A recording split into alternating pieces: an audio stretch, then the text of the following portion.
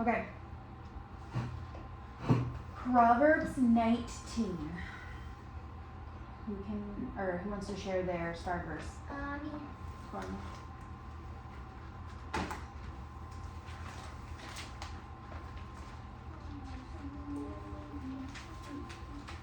I got mine. I was like, I'll just look up. I got mine. Mine was number 19. Okay. A hot-tempered person must pay the penalty. Rescue them, and you will have to do it again. Mine says the same thing. I know. Mine. She's telling me her okay. verse. Calm down. Mine is Proverbs 16. Proverbs 19:16. Whoever keeps commandments keeps their life, but whoever shows contempt for their ways will die. Okay. Proverbs 19:17. If you help the poor, you're lending to the Lord, and He will repay you. Well, mine says whoever is kind to the poor lends the Lord, and Lends to the Lord. and He will reward them for what they have done. Yeah. Mm-hmm. Mine was 19:18, I believe. Discipline your child while there is hope, otherwise it will ruin their lives. Mine says, discipline your children, for in that there is hope. You do what? Do not be a willing party to their death. So what does that tell us about discipline? It's good. That it gives life, right? It keeps them from death. Actually, discipline can be good at some points because if you you can see it as if you fall off your bike from riding, it actually teaches you. Yeah.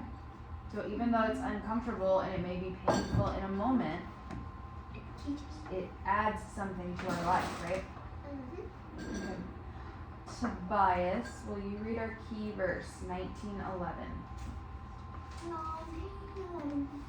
Sensible people control their temper. They earn respect by overlooking wrong. Mine does not say that. Coraline, will you read 19:11 for your version? Mine says, a person's wisdom yields patience. It is to one's glory to overlook an offense. Mine says, good sense makes one slow to anger, and it is his glory to overlook an offense. I mean, Good sense, intelligence, right, makes one slow to anger. It is to his glory or to his goodness, to something beneficial, for one to overlook an offense. Is this an offense you can overlook? Is something that we should ask ourselves every time we interact with another person. Other people are going to, your siblings, mom and dad, friends, new people we meet, acquaintances, co-workers, bosses, your spouse, your children one day. You are going to be interacting with people, and in that you are going to have offenses. Elizabeth, what is an offense?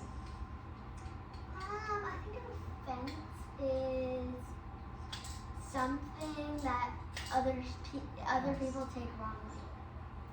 Okay.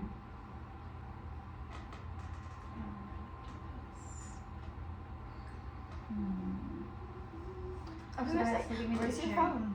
Give me what? The dictionary. Does anybody else have anything to add to the word offense? Like when somebody insults you? Where is the dictionary? We say no offense, so don't take offense. Like, don't take it that way. But what is offense? Offense. It should have been on the white desk. It's something people take wrongly. It should be. Hey, wait, there is a Spanish-English dictionary on that bookshelf. That's not the one I want, though. I want the big purple one. Coraline, will you go ahead and find James 1? Dictionary.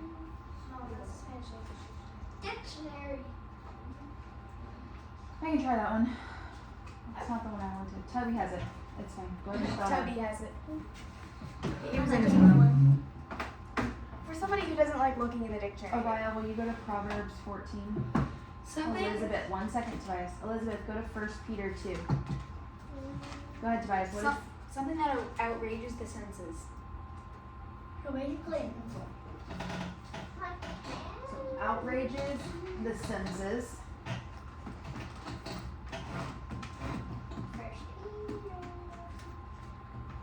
To offend means to sin, transgress, to cause discomfort or pain, hurt, to cause dislike or vexation. An offense is something that outrages the senses, an attack or an assault. An offensive team or members of a team playing offensive positions. Displeasure, sin, misdeed, an infraction of law. Things that are offensive, they are aggressive. Of or relating to an attempt to scorn a game. Obnoxious, insulting. Again, for offensive, we see the word attack. So an offense is something that comes against you. 1 Peter 1. We're not there yet. Toby, you're going to go to Luke 6.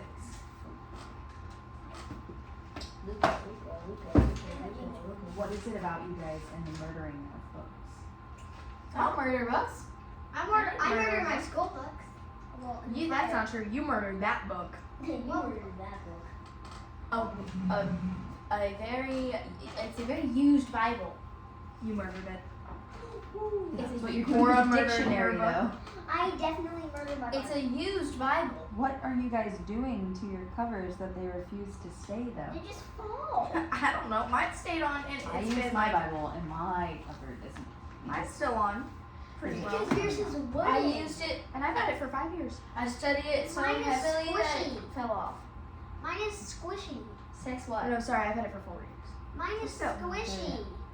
Okay, Which so one? Yours is wooden. Elizabeth, you don't have to repeat the same statement 7 times. I heard you say it was squishy the first 3. Didn't answer her. I understand. There's not always an answer. It doesn't mean we should repeat the same thing over and over. By the 3rd time, it should have been realized I'm not going to respond. There's nothing for me to say to that. Okay, so our key verse said, good sense makes one slow to anger, and it is his glory to overlook an offense. Araya, please read James 1, 19 and 20. You said Proverbs 14. I'm sorry, who did I give James 1? Coraline. That was you. Can you please read verses 19 and 20? I was like, you gave me Proverbs 14. Sorry. My dear brothers and sisters, take note of this. Everyone should be quick to listen, slow to speak, and slow to become angry. Because human anger does not produce the righteousness that God desires. Okay, so we learn from James, our anger, our human anger, does not produce the righteousness that God desires. Who has Proverbs 14? That's me. Verse 29.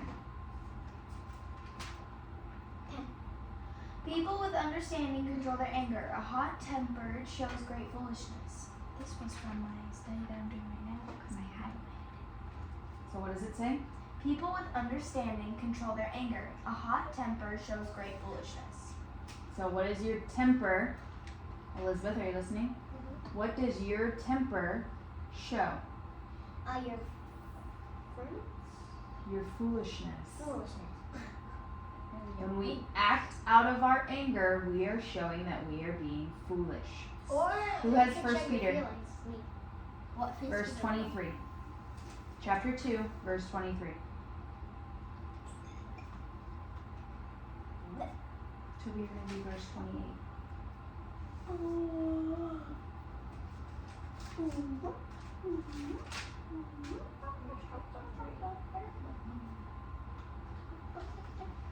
Could Araya help you?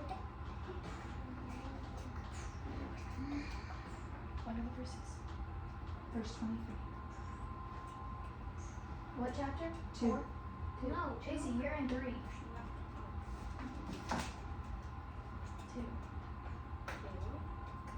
Thank you, Araya.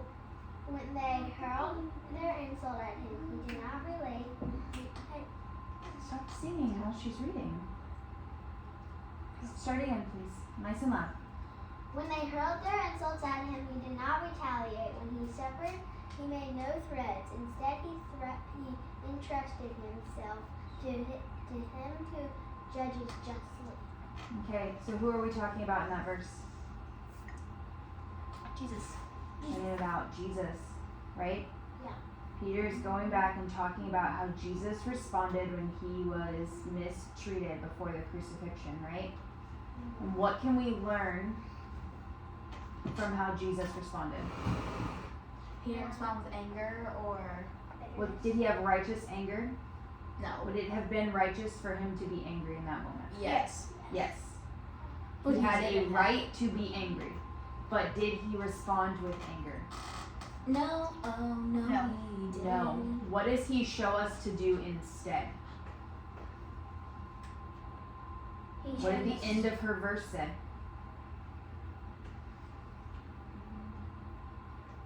He entrusted himself to them. He entrusted himself to who? Who judges justly? Who judges justly? Who judges justly? God. God, right? He's So the capital H. What does justly mean? it means He's the rightly capital H. with justice. We're talking about But God. didn't you say and it says justice he is or him. bad? We're talking about God. It's normally a capital H. But didn't you say justice was bad when we were sitting at the table? No, that's not what was said. So we see that Jesus trusted himself, even though he was being mistreated. Hey, I'm over here, so your attention should be over here. He trusted himself to God. The understanding of it's in God's hands. God will take care of the things and the people who are doing the things. I don't have to correct them. I don't have to oppose or go against them. So just like in David when he's fighting Goliath, when he says, "You come to me with sword and spear, but I come to you in the name of the God Almighty." Yeah. And He will put us into your hands. Mm-hmm. Similar to that, yeah. You put us. Okay, Toby, Luke 6:28. Bless those who curse you and pray for those who hurt you. That's pretty hard, huh? Mm-hmm. It says bless those. No, but we can't bless anyone. Only God can. It's talking about blessing them by your actions. That might be saying a nice thing, choosing to include them when maybe they haven't included you, not speaking poorly or engaging in gossip about them.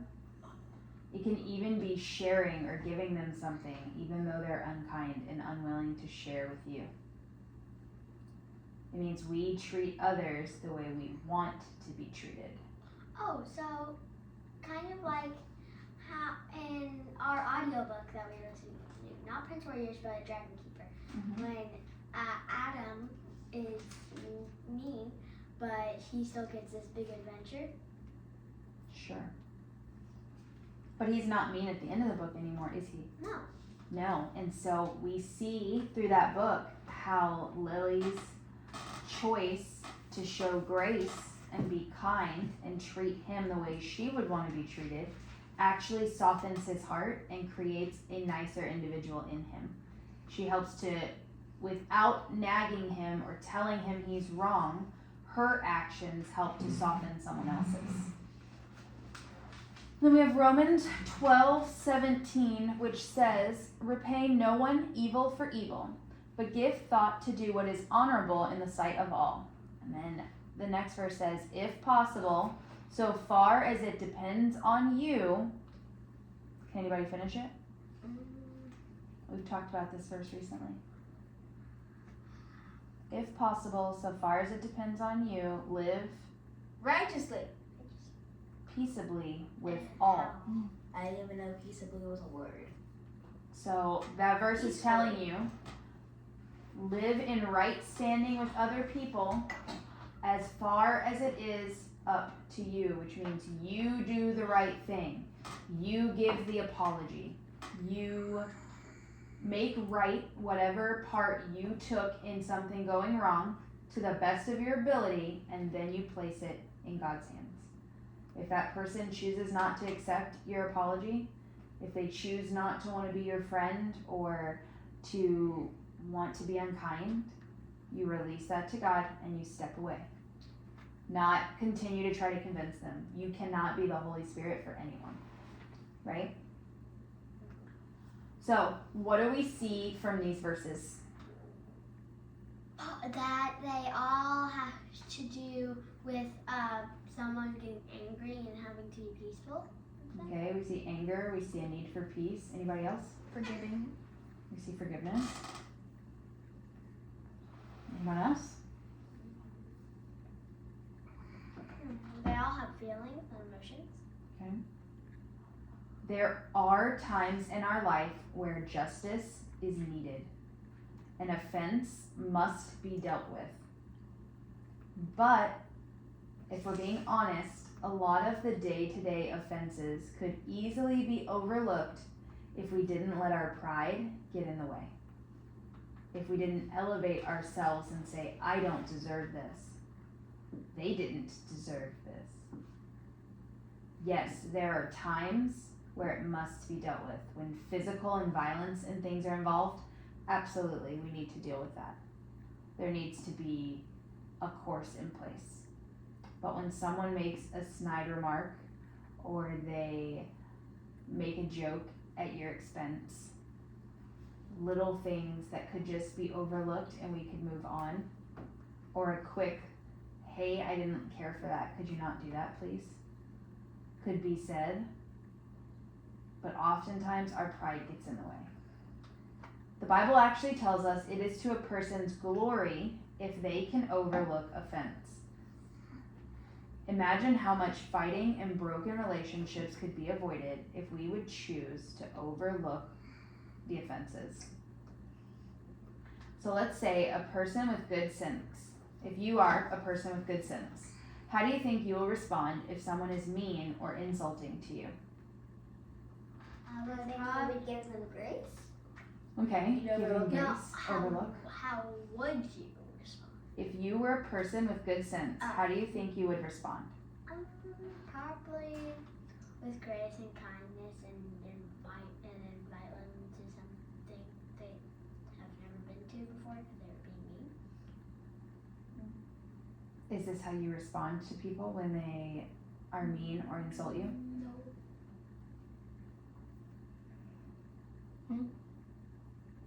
Thought you were asking her. I asked an open question. I was Not waiting for really. you to stop asking her. Because you, I don't think I didn't see it as that because you were in the middle of a conversation with her, so I thought you were asking her that question. I honestly don't think that I would normally handle it like that. Yeah. I could sometimes if I was very angry. I usually probably wouldn't. So how do you handle it when someone is being mean or insulting to you? I would just insult them back. Okay, throw insults Snippy. back. I Being snippy. would probably Not what would you probably, what do you do when someone is mean or insulting to you? You just had this. beat me back at them and then go home. You were mean back, right?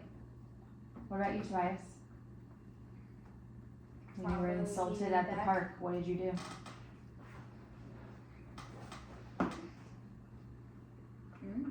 What did you do I didn't really do anything. when you were called an idiot? I didn't really do anything. You didn't respond at all? No, You just ignored it? I just ignored it. Okay. That's what I'm asking. That's what you did. You ignored it.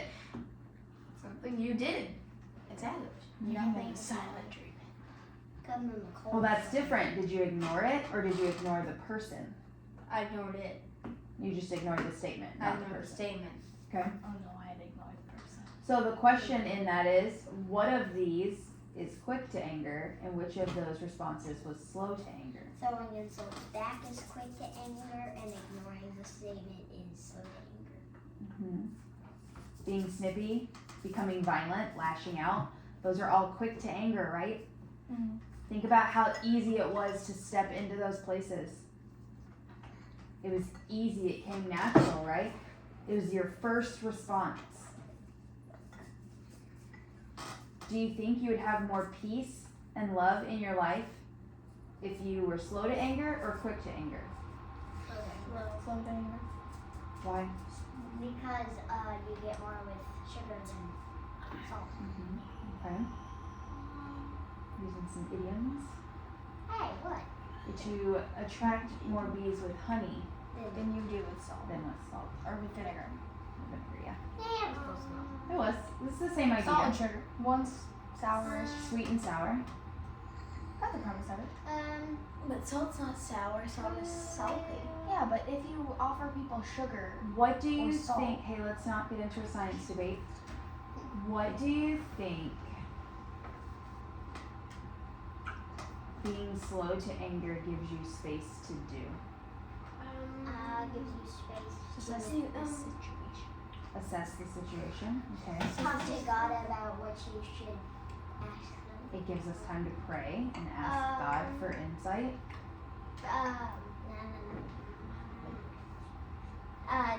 It gives you time to think before you act, Yeah, it gives And us time then- to think. and then act goodly to others.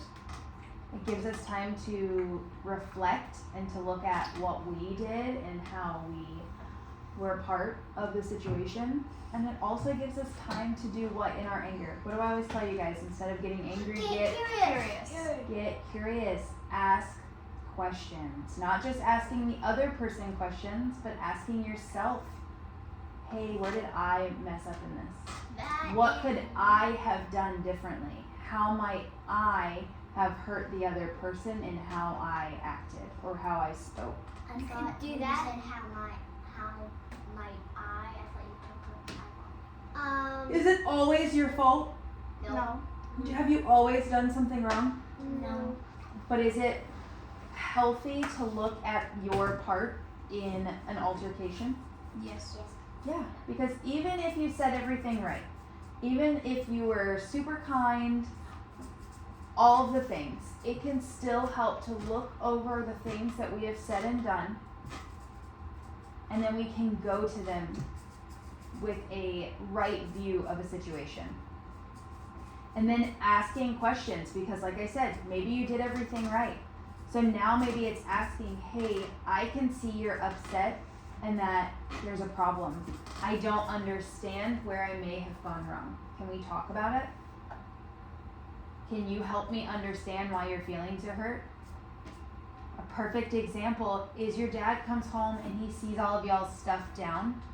And for him, his initial response was to say, oh, the house is dirty.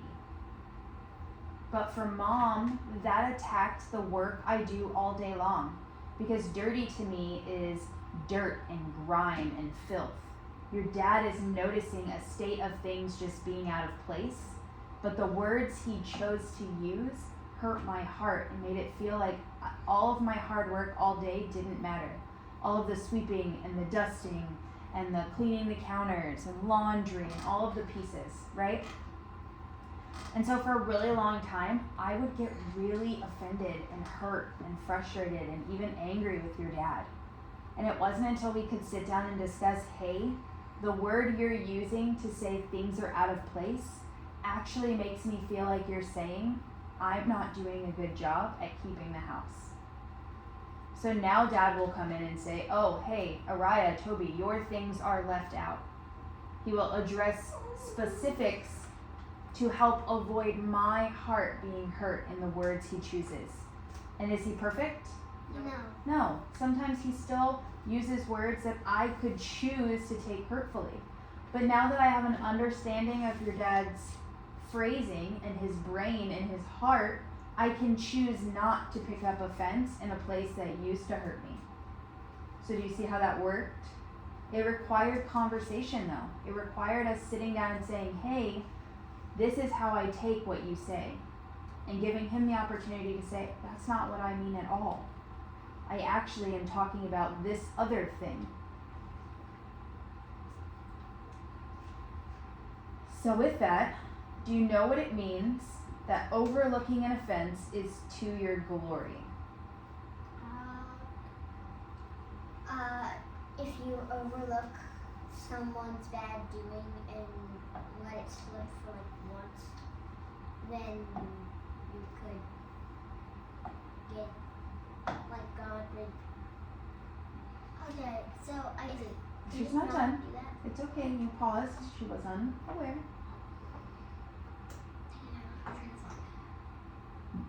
Can she give her answer while you're thinking? I think it's if. Come on. I think it's because no, not because I think that you could Think about what you want to say. Okay, you think about what you want to say while Cora finishes. God would give you God would say thank you for not lashing out in anger and when they did a bad thing. Okay. Elizabeth? Okay. You could actually let someone hurt your feelings once or twice, but then when you feel it, you can give them what you hear and you feel, and then give them time to answer so they can tell you what they're actually doing. Okay. Mariah, Toby? Right. Whatever it is you have in your lap needs to be put away.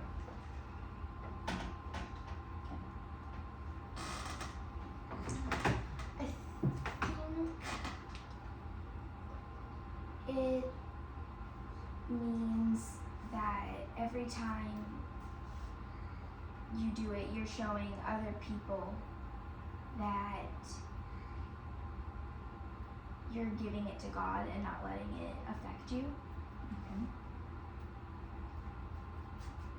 Overlooking an offense is to our glory. That means true strength, beauty, and honor come from being able to quickly forgive and move past an offense. Sometimes we don't need to go to a person and say, I forgive you for being a jerk. Right? Sometimes we can choose between us and God to forgive, because that forgiveness isn't for the other person, right? We learned that forgiveness is for us. We don't need to harbor and hold on to those yucky emotions. So when we choose to forgive, we're placing it in God's hands. We're saying, Jesus, I'm a sinner, and I know I've sinned. And so I know you paid for those sins, just like you paid for the sin that was just done against me. So I release this. I accept your payment for it. Does that mean we never tell people if they hurt our feelings? Does that mean we become a doormat and we allow people to walk all over us? No, we tell No. them what we feel. We can talk about our feelings. We can say, hey, I didn't like that you did that. What it means is that we don't hold on to it. We don't keep lording it over them or hanging it over their head. We don't keep thinking about it and mulling it over because they didn't apologize or they didn't say that they agreed that what they did was wrong. We forgive them and we move past with grace. Do you think it's hard to overlook when someone's mean to you? Yes. Yeah. It can be, right? What are some of those feelings that come up? Anger. Shock. Tobias? Yeah, of course, like shock. Shock? Annoyance. Confusion. Whatever you're messing with on the floor, please leave it alone.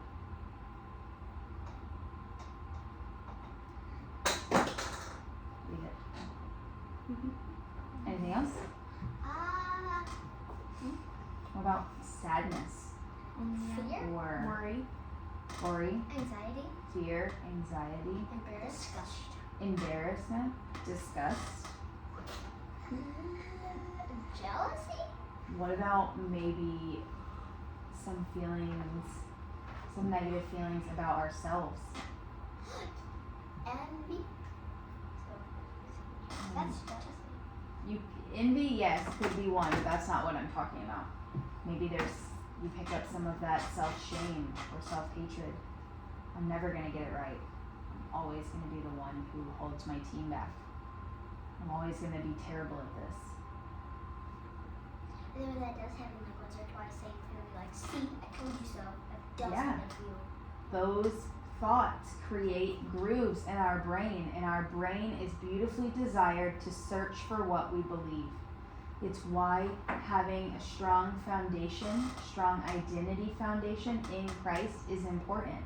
Because if your brain believes what God says about you, then it's going to look for the proof of those things.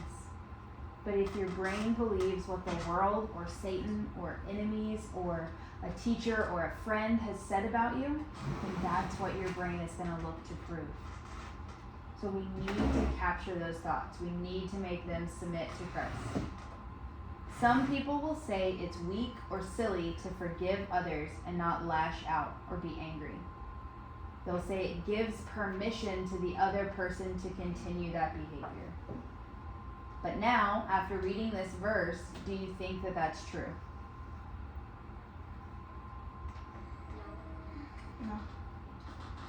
No.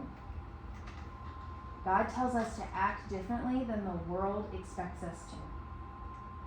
How shocking, or have you guys ever experienced where someone was saying or doing something mean? Okay, you said you ignored him. Did he continue? He stopped, right? Because often when those people are making or saying insulting or mean things, when they don't get a response from you, when it doesn't cause you to engage in anger or in a hurt feeling, they move on. It's not giving them anything. Like, they just want to hurt you to get you to be mean and lash out back at them. Oftentimes, yeah, they're just looking to get attention. Yeah, when you just ignore them, they're like, oh, I didn't get attention, so I'm just going to leave them alone now. Like, that's going to happen. Yeah, so they move on to something else. You don't got to hold on. Exactly. When you release that and you say, no, you know what, I forgive you because Jesus forgave me. And I don't have to hold on to that offense. I get to release it. Then that shows something different. It sets us apart in how we respond. So the next time a sibling takes your item, it's maybe unkind, maybe they're selfish and they don't choose to help in a way you think they should, how can you choose to be slow to anger and overlook the offense? You could forgive them, like when they, like let's say when he called Toby an idiot, you could just say, you know what, even though that was wrong, I'm going to forgive you anyway because Jesus forgave me. Okay. So like overlook an offense. So You can choose to ignore it, right? your attention. It doesn't deserve my attention. You can pray and ask God to help you to overlook it. Yeah, you can pray and ask God. How can we tangibly, yes, prayer is always an answer to these questions. Prayer should always be a part. But how can we tangibly, in actions, be slow to anger and overlook an offense? So we can ignore it. We can just choose to not listen to it. Let it roll right off. Use kind words instead of snipping back. We can respond in kindness. If it's not that big of a deal to waste my entire day on thinking about it and debating with myself on it, then I should just let it be because you don't get to choose my identity. Yeah, we can acknowledge that it doesn't affect us, right? They don't get to choose our identity. They don't get to say who or what we are.